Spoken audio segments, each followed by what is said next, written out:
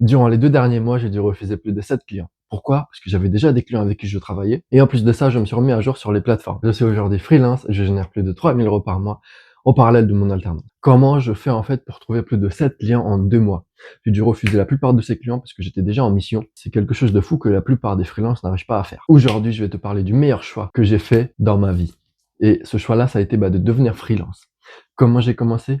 Tout a commencé à l'âge de 17 ans, quand j'ai pris enfin la décision de passer à l'action. Pourquoi je décide de passer à l'action? Qu'est-ce que j'ai fait? Alors, le modèle de vie qu'on m'a proposé ne me convenait pas. J'ai décidé de chercher et je suis tombé sur d'autres méthodes. Je décide de chercher et c'est à l'âge de mes 17 ans que je prends l'initiative d'aller voir tous les restaurants de ma ville et de leur proposer mes services. Je leur propose de créer un site internet grâce à mes compétences. J'avais appris à faire un site internet sur WordPress. Du coup, je me suis dit, je vais monétiser mes compétences auprès des restaurateurs. Mais à ce moment-là, j'étais beaucoup trop jeune et trop innocent pour me rendre compte de ce que je venais de faire. Et je ne savais même pas ce qui allait m'attendre. Et pourtant, ça a été le meilleur choix de ma vie. Aujourd'hui, je peux en vivre. Et le choix que j'ai fait ce jour-là, ça a été le choix d'avancer contre ma peur. Parce que j'avais peur d'aller voir les restaurateurs et de leur proposer mes services. J'étais pas légitime. Je me considérais pas du tout légitime à l'époque.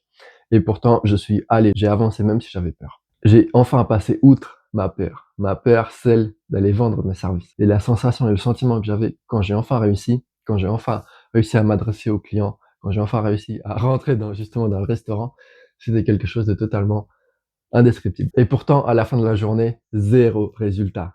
Aucun commerçant n'a voulu me faire confiance pour travailler avec moi. Pourquoi? Parce que j'ai été déjà trop jeune, trop innocent et je connaissais même pas mon discours. Du coup, j'ai bégayé devant le client et personne n'a voulu me faire confiance pour travailler avec moi.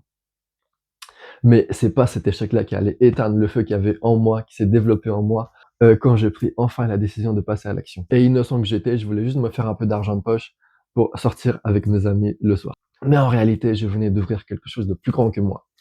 Je venais de mettre un pas dans un monde qui n'était pas le mien, qui n'était pas le mien de base ni à mon entourage. Et depuis ce jour-là, je n'ai jamais arrêté de vouloir gagner de l'argent, de vouloir trouver les moyens par moi-même et de me débrouiller tout seul. Mais dans la vie, il faut faire toujours des choix. Et j'ai dû faire le choix soit de continuer en freelance, soit d'aller en études supérieures. Et vous connaissez les parents, ils m'ont poussé à aller en études supérieures.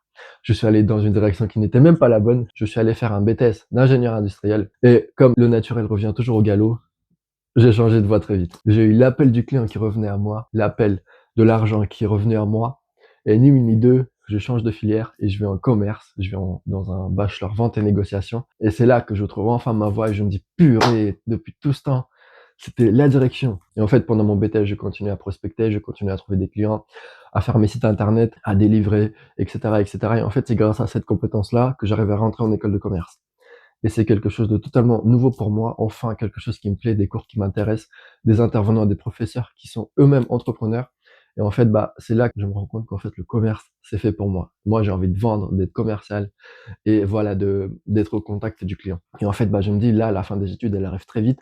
Il faut que je fasse quelque chose. Donc, je fais quoi? Ni une ni deux. Freelance, voilà. Une petite précision en plus de ça, c'est que j'ai fait toutes mes études en alternance. Du coup, en parallèle de mes études, j'avais une entreprise et en parallèle de ça, j'étais freelance. Ou en fait, ça fait maintenant 5 ans que je suis en réalité freelance et je me rendais même pas compte. Et je me suis rendu compte de ça il y a 3 ans. Et en fait, là, maintenant, je suis freelance. Et en réalité, durant toutes mes études, j'ai été à la fois à l'école, en entreprise et j'étais freelance pour moi-même, qui me permettait de générer d'autres revenus complémentaires en plus de ce que j'avais déjà. Et si je devais revenir dans le passé ou même commencer maintenant, je commencerai maintenant et je referai ce que j'ai fait dans le passé. Je ne regrette rien de mes choix, je suis très satisfait.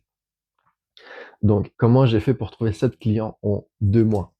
La plupart des freelances, ils n'arrivent même pas à en trouver un en 6 mois. Alors moi, j'en ai trouvé 7 en 2 mois. C'est quelque chose de totalement fou. Et en fait, je peux t'apprendre comment faire ça. Si tu veux, tu peux me rajouter sur Instagram. Il va s'afficher ici. Et regarder en description, il y a des choses qui peuvent t'intéresser. Donc voilà, je te remercie d'avoir écouté cette vidéo et je te dis à la prochaine. Ciao.